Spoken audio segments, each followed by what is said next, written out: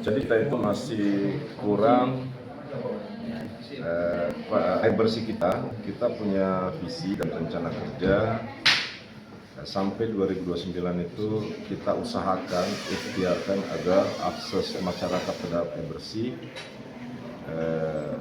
mencapai 100%. Kondisi existing sekarang itu baru 73%. Berarti masih ada deviasi atau kekurangan sekitar 27%. Nah, ke 27% ini tidak ada pilihan lain, kita harus membangun IPA atau intake sebagai mesin produksi air bersihnya.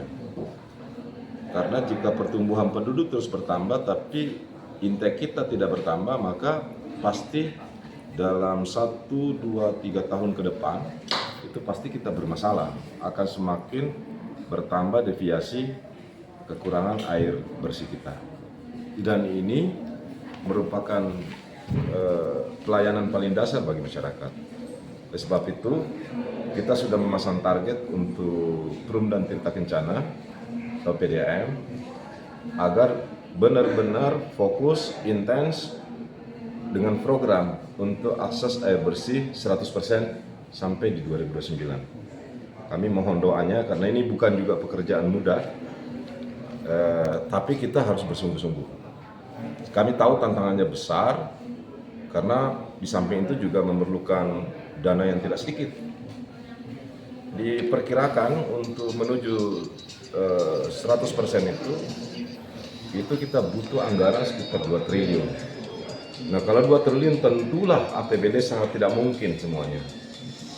Kami memberi arahan kepada PDAM tidak lagi terlalu bergantung pada APBD. Bisa melalui pendekatan bisnis to bisnis dengan memakai pendanaan sindikasi perbankan selama perhitungannya benar-benar tepat. Kalau kita produksi, kita jual, walaupun untungnya kecil, yang penting nggak rugi. Atau yang kedua, kerjasama bisnis to bisnis dengan pihak ketiga, sehingga PDAM dalam investasi itu tidak lagi bergantung penuh pada APBD. Kalau bergantung pada APBD semata-mata, maka dipastikan kita tidak akan mampu mencapai 100% itu. Tuh, untuk air bersih. Kemudian tadi terkait penanggulangan banjir juga Pak, memerlukan dana yang cukup besar dan memerlukan kegiatan terkait pengurukan seperti itu. Dan kemudian untuk penanggulangan banjir ini kemudian nanti rencana Pemkot seperti apa Pak? Ya, itu tadi saya paparkan bahwa penanggulangan banjir ini kita harus mulai dari hulu ke hilir, atau ada yang beberapa kegiatan program teknis yang kita harus mulai dari hilir. Seperti misalnya pengurukan sungai atau pengelolaan atau pembenahan sungai sebagai saluran utama kita, terutama Karamumus. Nah, kita harus mulai dari hilir. Makanya kalau teman-teman melihat penataan kita mulai dari arah kota menuju ke hulu. Kenapa? Ini pertimbangannya semata-mata teknis. Kalau kita mulai dari hulu tapi hilirnya belum beres, nanti kemudian hulunya lancar airnya, di hilirnya enggak, maka dia akan naik melimpah. Tapi poin pentingnya adalah pengendalian banjir itu 1, revitalisasi drainase. 2, kita harus membangun kantong-kantong penampung air yang kita beri nama dengan kolam retensi atau reservoir basin, agar air tidak secara bersamaan pada saat curah hujan tinggi mengalir pada daerah tertentu dalam keadaan bersamaan. Kita engineering masuk ke dalam kolam, setelah kemudian nanti hujan reda, dengan memakai sistem pompanisasi kita keluarkan ke saluran, baik primer maupun saluran sekunder kita. Nah, ada satu yang berdasarkan analisis teknis kita, itu sebabnya kita ajukan, apakah itu ke Pemda Kukar, pemerintah Kabupaten Kukar, atau menjadi kolam retensi regional di wilayah sekitar Tanah Datar Muara Padang, agar kiriman air yang selama ini 100% sliding ke arah Samarinda itu ditampung sementara melalui kolam retensi yang secara strategis sejogjanya dibuat di sekitar daerah tanah datar atau perbatasan Sungai Siring dengan Kutai Kartanegara. Sebab saat ini pemerintah Kota Samarinda sedang membangun kolam retensi antara Sungai Siring dengan Pampang. Itu untuk mengurangi tekanan air yang sliding dari arah Sungai Siring yang berasal dari tanah datar ke arah Samarinda Kota sampai Samarinda Utara, yang menyebabkan kadang-kadang luapan itu tergenang 2 sampai beberapa hari ke depan. Itu di samping revitalisasi drainase, kita juga harus ketahui bersama bahwa program penanggulan pembuatan tanggul di sepanjang Karamumus itu belum tuntas, karena memang masih membutuhkan kurang lebih antara 900 sampai 1 triliun dana yang dibutuhkan untuk menuntaskan pembuatan tanggul di Sungai Karamumus. Lagi-lagi saya mau sampaikan, kalau ini hanya bergantung penuh pada APBD kota, tentulah ini akan lama, bertahun-tahun penyelesaiannya.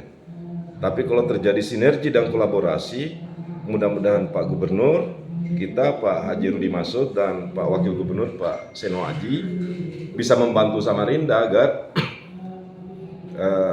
ini bisa dilanjutkan secara signifikan. Tidak harus bantuan keuangan itu diserahkan kepada pemerintah kota. Pekerjaan itu bisa juga dilakukan oleh PU provinsi. Nah, mungkin paket tertentu dikerjakan oleh pemerintah provinsi, paket tertentu dikerjakan oleh BWS, paket tertentu dikerjakan oleh pemerintah kota. Itu yang dimaksud tadi sinergi dan kolaborasi, termasuk kolaborasi pembiayaan program pembangunan atau pembuatan tanggul. Di sisi Sungai Karamumus dan di anak-anak sungai lain seperti Karangasem Besar, Karangasem Kecil, dan sungai-sungai lainnya, anak-anak sungai itu juga memerlukan pembenahan, butuh pengurusan, perawatan alur sungai, terutama dari sisi bantaran sungai dan sedimentasi sungai, untuk memastikan bahwa air kita itu akan lancar mengalir sampai terbuang ke arah Sungai Mahakam. Nah, sementara banjir rob, kan ada juga fenomena banjir rob atau genangan karena rob, meluapnya air Karamumus dan atau Mahakam ke wilayah darat. Jalan keluar yang kita sudah susun perencanaannya adalah pintu air. Pintu air juga tidak membutuhkan juga anggaran yang tidak sedikit. Saya ambil contoh perencanaan yang kita buat untuk membuat pintu air Karamumus di Jembatan 1 itu butuh kurang lebih anggaran 600 miliar. Belum lagi pintu-pintu air kecil misalnya di sekitar kantor pos, di Karangasem Besar, Karangasem Kecil, dan daerah-daerah di sekitar pelabuhan. Itu juga membutuhkan anggaran. Nah, lagi-lagi saya mau mengatakan, kalau pemerintah kota, kabupaten berada dalam koridor kolaborasi yang efektif dengan pemerintah provinsi dan Balai Wilayah Sungai Kementerian PUPR, tentulah pekerjaan yang berat, penuh tantangan ini bisa menjadi ringan dan bisa diproyeksi selesai setahap demi setahap.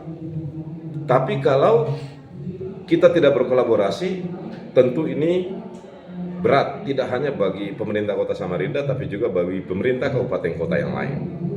Tapi saya yakin Pak Gubernur, Pak Haji Rudi Masud, dan Pak Seno Aji punya visi yang sama terhadap program pembangunan, dan kami optimis sekaligus berharap dapat berkolaborasi, dapat bantuan agar program penanggulangan banjir ini kita pahami sebagai sebuah kebutuhan bersama.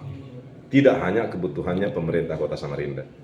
Kan yang paling penting untuk kita sadari benar bahwa semua kegiatan itu dalam rangka sebesar-besarnya bagi kepentingan masyarakat. Terakhir, ini menyangkut tentang perilaku kita. Memperlakukan sungai, edukasi kepada masyarakat agar kita makin bijak bahwa sungai itu adalah sesuatu yang sangat vital bagi kehidupan warga Kota Samarinda. kebiasaan kita membuang sampah di sungai mudah-mudahan makin hari makin berkurang. Sampailah kemudian kita sadari bahwa sungai Karamumus, Sungai Mahakam ini adalah sumber kehidupan. Di sana kita berasal air sebagai bahan baku air bersih kita, PDAM kita.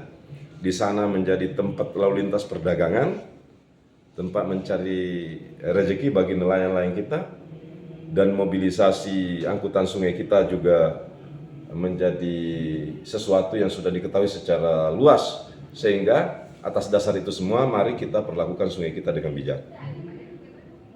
Dan apabila ini sudah sampai kesadaran penanggulangan banjir sampai pada level masyarakat, maka kita optimis dalam 3 sampai 5 tahun ke depan kita benar-benar bisa mereduksi banjir secara signifikan.